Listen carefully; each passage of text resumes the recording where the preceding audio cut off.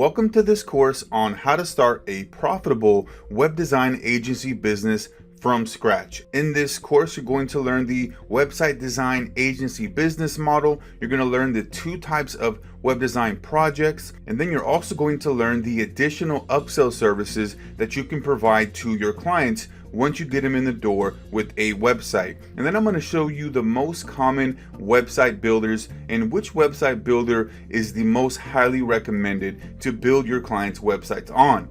And then I'm going to show you a secret tool that builds websites instantly within 10 seconds. You're also going to learn how to position yourself as the expert web designer, even if you have no prior experience. I'm going to walk you through the best places to find clients.